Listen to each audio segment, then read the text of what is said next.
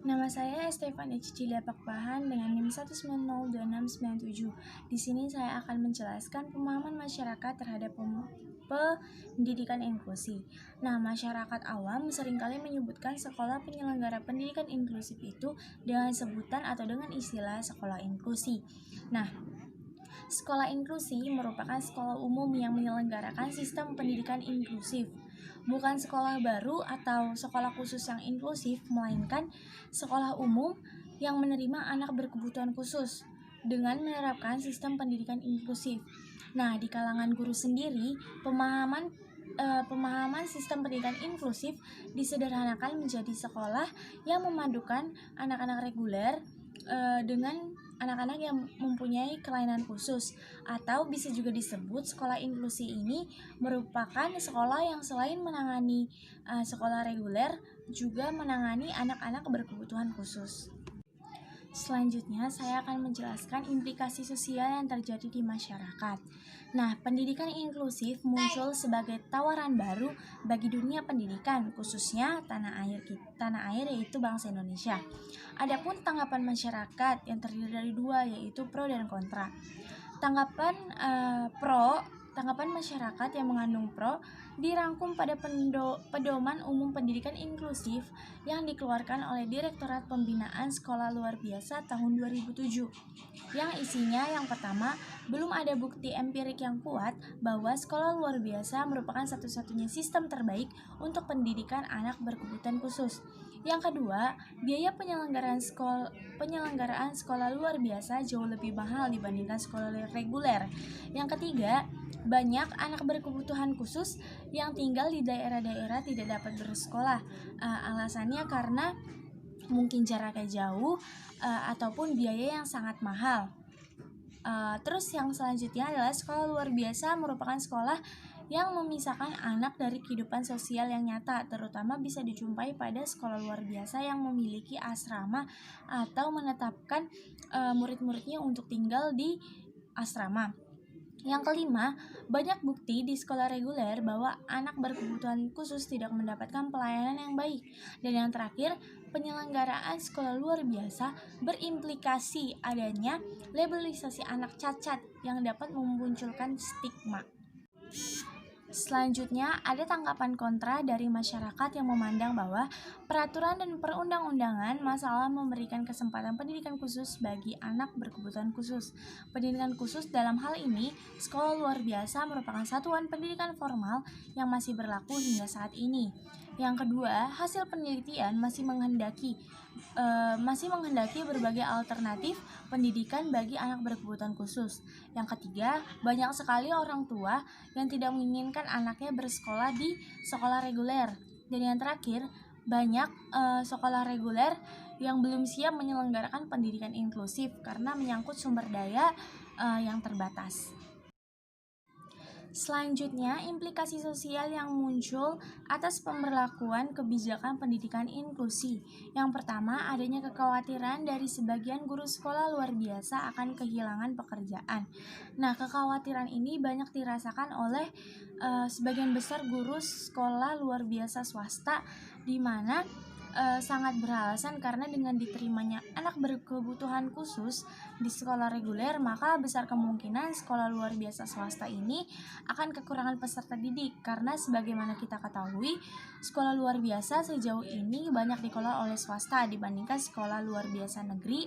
Maka sebagian besar dari SLB swasta tersebut hanya memiliki beberapa siswa saja. Yang kedua, kekhawatiran sekolah umum menjadi sekolah luar biasa, seperti yang terjadi di beberapa daerah di Indonesia, di mana sekolah tersebut memiliki jumlah anak murid berkebutuhan khusus setengah dari jumlah murid yang ada, artinya hampir sama dengan jumlah siswa sekolah reguler. Hal ini dipicu karena berbagai alasan, adalah contohnya itu kecenderungan orang tua dalam menentukan sekolah pilihannya, sehingga terjadi penumpukan di sekolah tertentu karena sekolah ini menerima anak berkebutuhan khusus. Nah, selanjutnya itu Yang ketiga, kecenderungan sekolah swasta menerima ABK demi mendapatkan dana BOS yang lebih besar.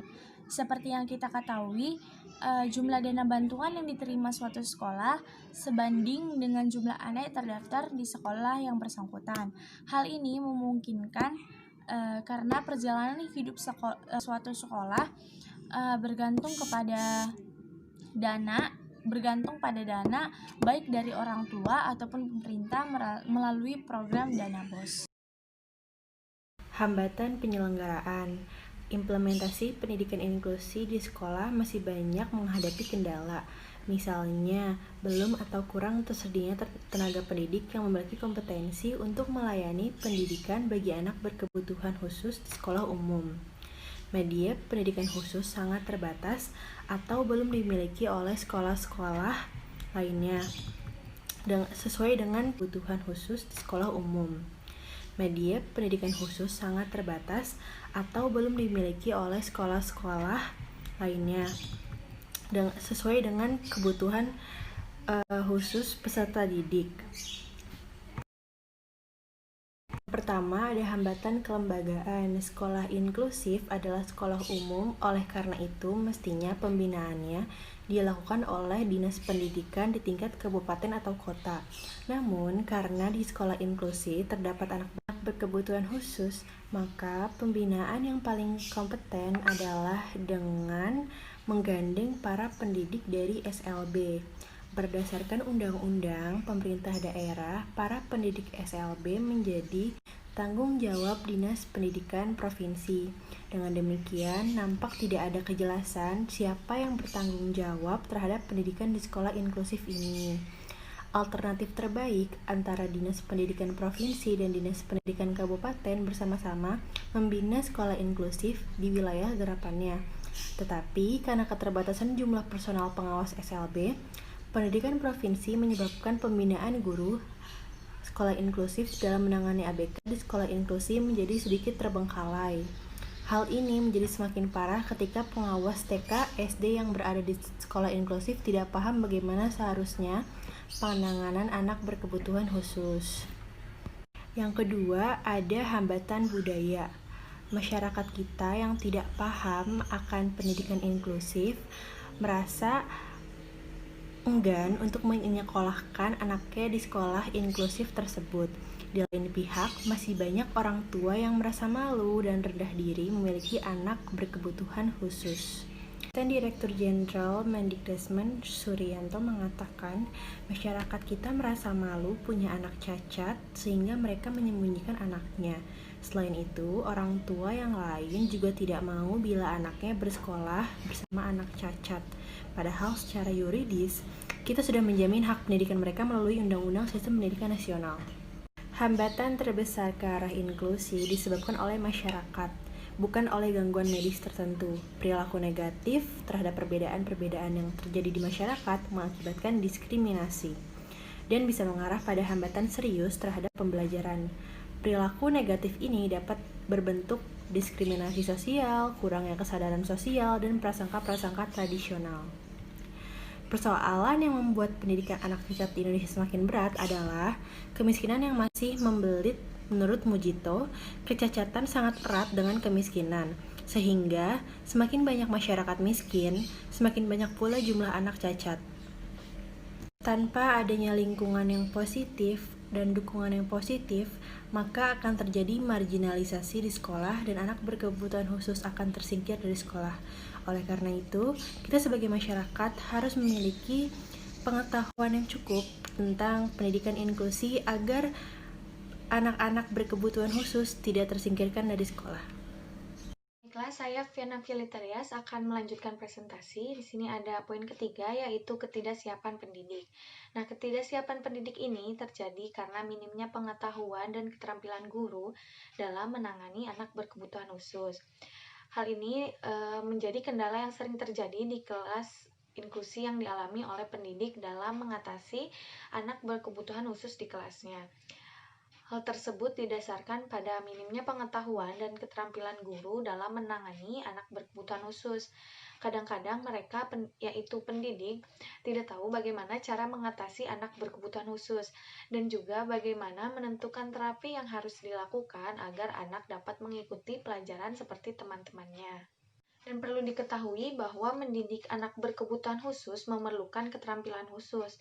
Namun, sebagian besar sekolah inklusi tidak memiliki guru yang memiliki latar belakang pendidikan khusus. Nah, pendidik di sekolah inklusi biasanya adalah guru-guru umum yang berlatar belakang D2 PGSD atau S1 jurusan mata pelajaran atau bukan pendidikan khusus. Dan juga sebagian sekolah inklusi yang ada tidak memiliki guru pembimbing khusus atau biasa disingkat GPK yang bertugas untuk menangani anak berkebutuhan khusus, sehingga pelaksanaan pembelajaran di sekolah inklusi tersebut tidak berbeda dengan proses pembelajaran di sekolah non-inklusi. Selanjutnya, poin keempat yaitu hambatan kurikulum. Nah, hambatan kurikulum ini dilatar belakangi karena diberlakukannya standar-standar nasional pendidikan atau SNP yang menjadi tantangan tersendiri bagi sekolah-sekolah inklusi. Terdapat 8 standar nasional yang telah ditetapkan oleh Badan Nasional Standar Pendidikan atau BNSP, antara lain ada standar isi, standar pengelolaan, standar proses, standar kompetensi kelulusan, standar pembiayaan, standar evaluasi, standar pendidik dan tenaga pendidikan, dan yang terakhir yaitu standar sarana dan prasarana. Dan juga pemahaman terhadap standar dan aspek-aspek manajerial di sekolah inklusi menjadi masalah tersendiri. Guru-guru sekolah inklusi belum sepenuhnya memahami rancangan pembelajaran bagi anak berkebutuhan khusus, sehingga yang terjadi rancangan program pembelajaran bagi anak berkebutuhan khusus disamakan dengan rancangan program pembelajaran bagi peserta didik lainnya, termasuk juga dalam proses pembelajaran dan penilaian hasil belajarnya juga disamakan. Namun, setelah terbit Permendiknas nomor 70 tahun 2009, masalah ini dapat dipecahkan ketika hasil belajar anak berkebutuhan khusus tidak diikutsertakan dalam proses penilaian pendidikan yang dilakukan secara nasional. Nah, artinya keberadaan anak berkebutuhan khusus di sekolah inklusi tidak diikutsertakan pada proses ujian nasional. Dan juga penilaian hasil belajar anak berkebutuhan khusus hanya dilakukan oleh setiap satuan pendidikan. Lalu yang terakhir, poin kelima, yaitu hambatan pendanaan. Nah, hambatan pendanaan ini terjadi karena penyelenggaraan pendidikan inklusi memerlukan biaya yang lebih besar dibanding dengan sekolah umum lainnya. Hal ini terkait dengan diperlukannya beberapa sarana dan prasarana dan juga biaya operasional lainnya. Misalnya, untuk pengadaan sarana dan prasarana khusus dan pengadaan alat peraga khusus, yaitu alat bantu belajar bagi anak berkebutuhan khusus. Dan juga misalnya bagi sekolah inklusi yang mengangkat guru pembimbing khusus secara mandiri, maka sekolah tersebut harus menyediakan dana untuk menggaji GPK tersebut atau guru pembimbing khusus tersebut.